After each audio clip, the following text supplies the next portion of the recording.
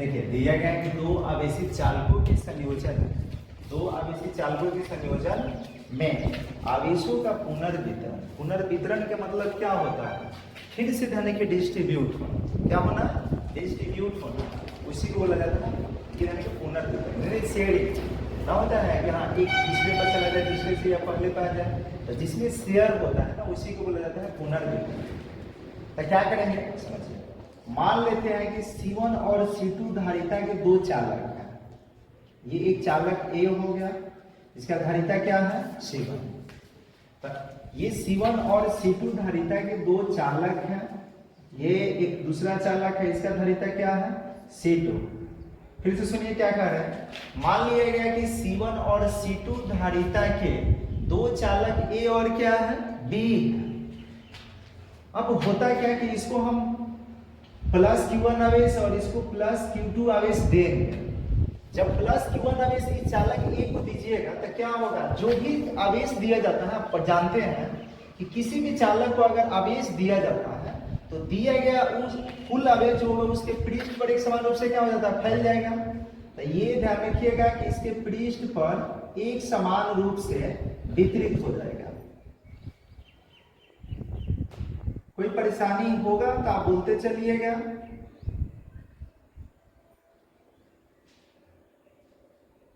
फिर से कह रहे हैं, समझिए। माना कि C1 एवं C2 धारिता के दो चालक A और क्या है? B है, जिसे प्लस Q1 और प्लस Q2 आवेश दिया जाता है। तो ये Q2 भी दीजिएगा इसको, तो ये आवेश इसके पृष्ठ पर एक समान रूप से क्या होगा? फैल जाएगा। यहाँ एक समान रूप से इसको फैला देते हैं।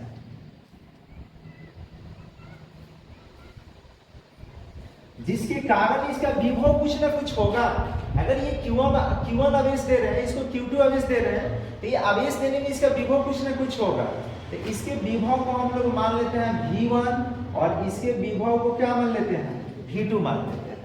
अच्छा, इसकी ऊर्जा जो है हम मान लेते हैं कि U1 है और इसकी ऊर्जा को मान लेते हैं क्या?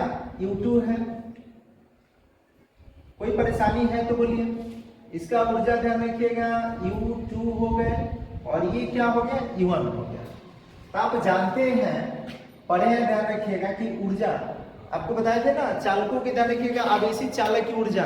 आवेशी चालक की ऊर्जा के लिए व्यंजक क्या बताया गया था? U बराबर क्या बताया था? 1/2 CV², ये बताया गया था ना। तो अगर इसका ऊर्जा निकालिएगा तो क्या होगा? तो इसके लिए होगा 1/2 और इसका धारिता क्या है? C1, विभव क्या है? V1, तो इतना के स्क्वायर होगा। जैसे यहाँ देखिए ना CV, ये ध्यान रखिएगा CV का स्क्वायर है। यहाँ C ना होकर क्या है? C1 है, तो C1 स्क्वायर होगा और फिर क्या? ये V1 का स्क्वायर होगा। इसका ऊर्जा निकालेंगे तो बोलिए क्या होगा? 1/2 तो रहेगा, यहाँ पे C2 और क्या? V2 का स्क्वायर होगा। कोई परेशानी है तो बताइए।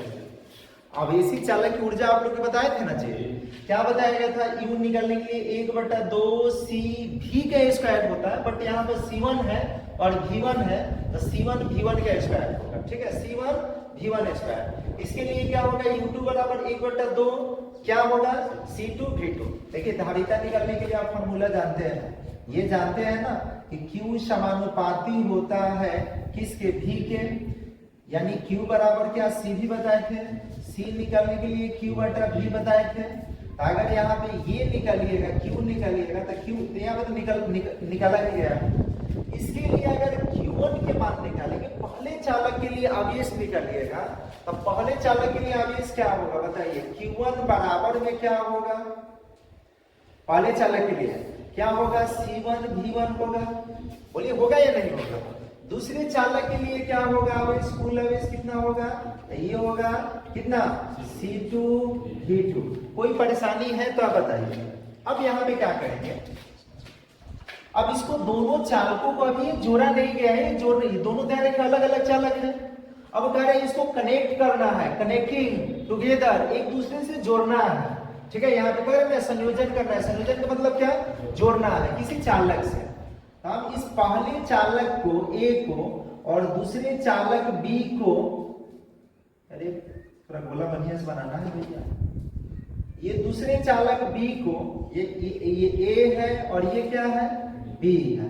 आवेश तो वही है, आवेश है, लेकिन जब इसको चालक से, ध्यान रखिएगा, किसी चालक तार द्वारा जोड़ा जाएगा, ये चालक तार हो गया, क्या है, चालक तार। जब दोनों चालकों को जोड़ेंगे तो आवेशों का, ध्यान रखिएगा, स्थानांतरण होगा उच्च विभव से निम्न विभव की ओर। आपको बताया था कि दो चालक को जब एक दूसरे के संपर्क में लाया जाता है तो आवेश का प्रवाह हमेशा उच्च विभव वाली वस्तु से निम्न विभव वाली वस्तु की तरफ होता है। और कब तक, जब तक दोनों वस्तुओं का विभव बराबर ना हो जाए। जैसे ही विभव बराबर हो जाएगा, आवेश का स्थानांतरण क्या होगा, रुक जाएगा। तो अब आवेश का स्थानांतरण होगा, इसी को बोलेंगे शेयरिंग यानी पुनर्वितरण। तो फिर से डिस्ट्रीब्यूट होगा और ध्यान रखिएगा दोनों पर विभव बराबर होगा, ठीक है। जब दोनों पर विभव बराबर हो जाएगा तो आवेश का स्थानांतरण क्या होगा, रुक जाएगा। फिर से सुनिए क्या बोले, दोनों चालकों को किसी चालक तार द्वारा क्या कर दिया गया है, जोड़ दिया गया है। जैसे ही चालक तार द्वारा जोड़ा जाएगा, आवेश का स्थानांतरण उच्च विभव वाली वस्तु से निम्न विभव वाली वस्तु की तरफ होना शुरू हो जाएगा। और कब तक होगा, जब तक दोनों का विभव बराबर ना हो जाए। उस विभव को हम लोग बोलेंगे उभयनिष्ठ विभव। जैसे ही विभव बराबर होगा, आवेश का स्थानांतरण क्या होगा, रुक जाएगा। तो मान लेते हैं कि उभयनिष्ठ विभव क्या है, भी, क्योंकि जो इसका विभव होगा वही इसका विभव होगा, तभी आवेश का स्थानांतरण रुकेगा, ठीक है। अगर विभव में भी डिफरेंट है तो ध्यान रखिए आवेश का स्थानांतरण होता रहेगा, ठीक है। तो हम उसको उभयनिष्ठ विभव बोलेंगे। उभयनिष्ठ विभव को किसके द्वारा, धारिता वही रहेगा, C1 और C2 है तो धारिता यही रहेगा। आवेश अब दे, लेकिन जब जोड़ेंगे तो आवेश का स्थानांतरण होगा। तो हो सकता है कि इसका विभव ज्यादा है तो कुछ आवेश में कमी होगा, इसका विभव कम होगा तो कुछ आवेश में वृद्धि होगा, क्योंकि इसका विभव ज्यादा होगा तो इस वस्तु से इसमें आवेश का स्थानांतरण होगा। जब इसका विभव, यदि इसका विभव ज्यादा होगा तो आवेश का स्थानांतरण इससे इसमें होगा। तो अब क्या होगा कि अब यहाँ पे ध्यान रखिएगा, अगर इसका ऊर्जा निकालेंगे तो ऊर्जा निकालिएगा तो क्या होगा, हम ऊर्जा को, उभयनिष्ठ ऊर्जा को क्या मान लेते हैं, यू मान लेते हैं। ये 1/2 तो रहेगा, बोलिए यही ना होगा, 1/2 रहेगा। धारिता यहाँ पर ध्यान रखिएगा, क्या इसके लिए फॉर्मूला, ऊर्जा के लिए क्या फॉर्मूला, 1/2 C1, मतलब C भी के स्क्वायर होगा। अब तो दोनों को उभयनिष्ठ धारिता ना जी, तो यहाँ पे लिखेंगे, ध्यान रखिएगा C1 + C2 और विभव तो दोनों के बराबर। तो यहाँ पे किसका स्क्वायर करेंगे, भी का स्क्वायर करेंगे। कोई परेशानी है तो बोलिए। अब इसके पर आवेश कितना होगा, तो पहले आवेश Q1 है, अब मान लेंगे कि Q1 डैश होगा, Q1 डैश। इस पे आवेश पहले क्या है, Q2 है, अब क्या होगा, Q2 डैश होगा। कहिएगा डैश क्यों बना रहे हैं भाई, आवेश का तो शेयरिंग हो गया ना, आवेश का स्थानांतरण हो रहा है। तो आवेश का स्थानांतरण होगा तो एक पर कमी होगा, एक पर क्या होगा, वृद्धि। और ये ध्यान रखिएगा किसके चलते, तब विभव के चलते ऐसा होता है। जैसे ही दोनों का विभव बराबर होगा, आवेश का स्थानांतरण क्या होगा, बंद हो जाएगा, ठीक है। इतना बात समझ रहे हैं क्या। अब क्या करेंगे, इसको मिटा दें। यहां ध्यान रखिएगा, लिखेंगे कि चूंकि भाषा बोल, लिख देते हैं, क्या लिख देते हैं, ठीक है। यहां पे लिख रहे हैं, माना कि C1 एवं C2 धारिता, C1 एवं C2 धारिता वाले दो चालक A और क्या है, B है। दिख रहे हैं ना, C1 और C2 धारिता वाले दो चालक A और B है। देखेंगे इन है प्लस Q1 एवं प्लस Q2 आवेश दिया जाता है, आवेश दिया जाता है, जिससे इसका विभव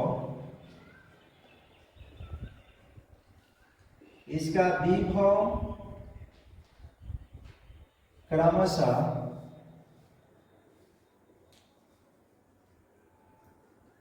V1 एवं क्या हो जाता है, V2 हो जाता है। इनकी ऊर्जाएं मान लेते हैं, लिखते हैं इनकी ऊर्जाएं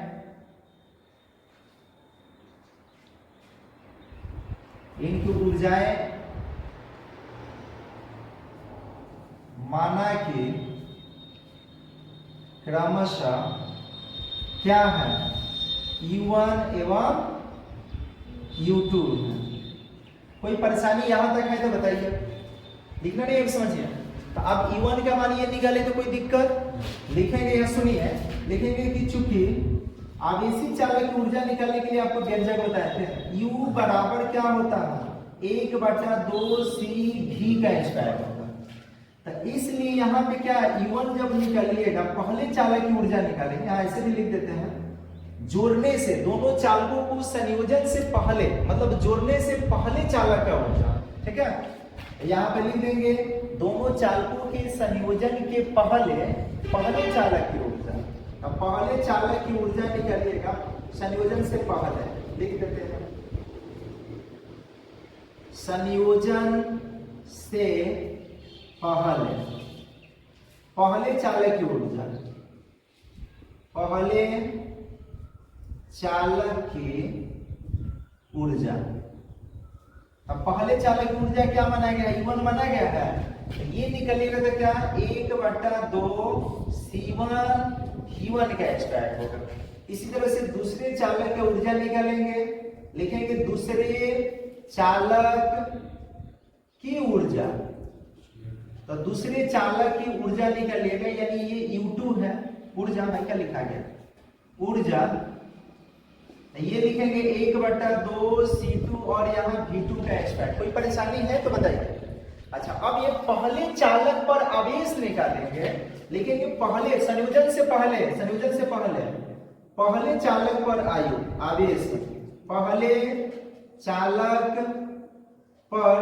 आवेश निकालिएगा। अब पहले चालक पर आवेश तो Q1 है ना, तो इसका मान कैसे निकलेगा C1 V1 से। दूसरे चालक पर आवेश, दूसरे चालक पर आवेश, तो दूसरे चालक पर आवेश निकालेंगे Q2 के लिए क्या होगा C2 V2। यहां तो कोई परेशानी है तो नहीं है, तो इसको लिखिए,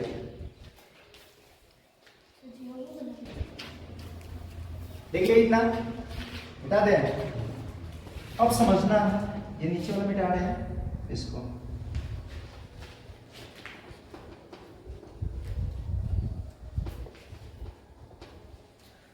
अब समझिए। जब इन दोनों चालकों को किसी संयोजक तार द्वारा जोड़ा जाएगा तब आवेश का स्थानांतरण होगा उच्च विभव वाली वस्तु से निम्न विभव वाली वस्तु की तरफ। और कब तक, जब तक दोनों वस्तुओं का विभव बराबर नहीं हो जाता है।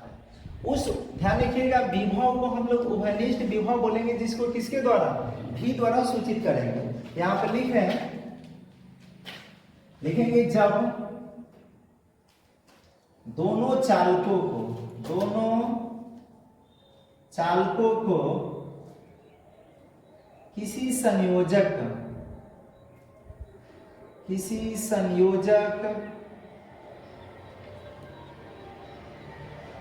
तार द्वारा जोड़ा जाता है तब उच्च विभव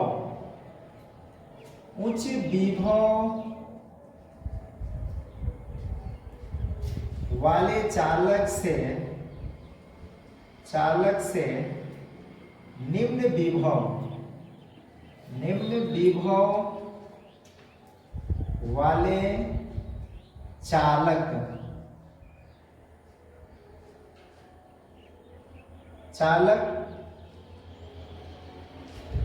जब दोनों चालकों के बीच संयोजक तार द्वारा जोड़ा जाता है तब उच्च विभव वाले चालक से निम्न विभव वाले चालक की ओर आवेश का स्थानांतरण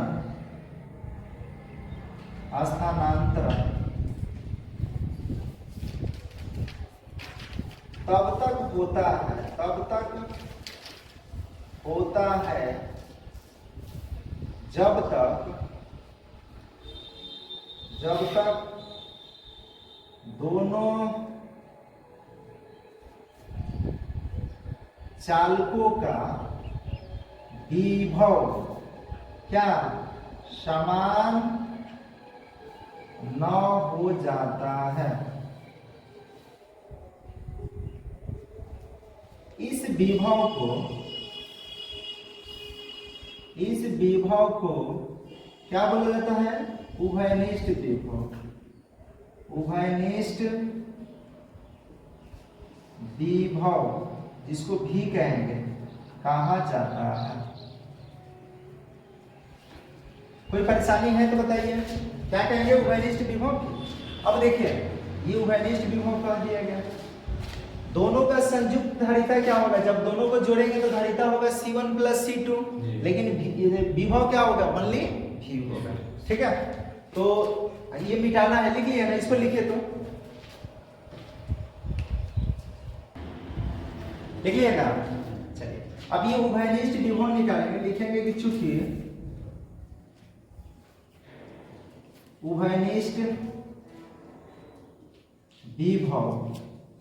उभयनिष्ठ विभव भी निकालिएगा तो क्या होगा? कुल आवेश बटा कुल धारिता।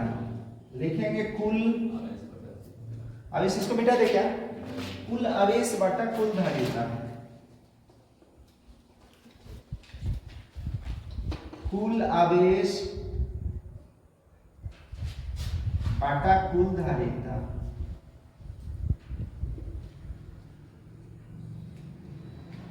तो यहां से लिख सकते हैं V बराबर कुल आवेश, तो एक तो Q1 है, एक क्या है? Q2। यहां होगा Q1 प्लस क्या? Q2 बटा कुल धारिता। धारिता क्या है? C1 plus C2। यानी हम लिख सकते हैं V बराबर Q1 न लिखे, Q1 के मान आपको दिख रहे हैं क्या? लिखेंगे C1 V1 प्लस इसके बदला में क्या लिख सकते हैं? बोलिए, रहेगा C2 V2 बटा में कुल धारिता क्या होगा? C1 प्लस क्या? C2। तो ये हो गया, ध्यान रखिएगा इसका उभयनिष्ठ विभव निकालने के लिए। अच्छा अब ध्यान रखिए, संयोजन के बाद पहले चालक पर आवेश निकालिएगा, तो यहाँ पर लिखेंगे संयोजन, चाहे आवेशों के पुनर्वितरण के बाद लिख देते हैं। लिखिएगा आवेशों के पुनर्वितरण के बाद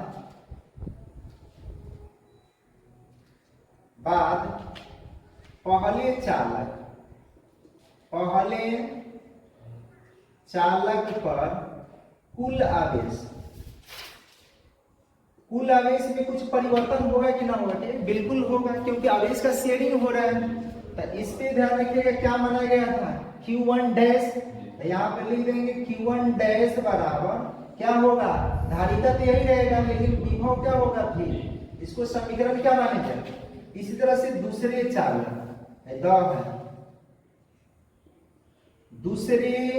चालक पर कुल आवेश निकालिएगा, तो बोलिए क्या होगा? तो ये होगा Q2 डैश बराबर C2 और उसके बाद क्या? V होगा। यह समीकरण क्या मान लेंगे? समीकरण 1 में 2 से भाग लगा देंगे, लिखेंगे समीकरण 1 भागा कितना से? 2 से।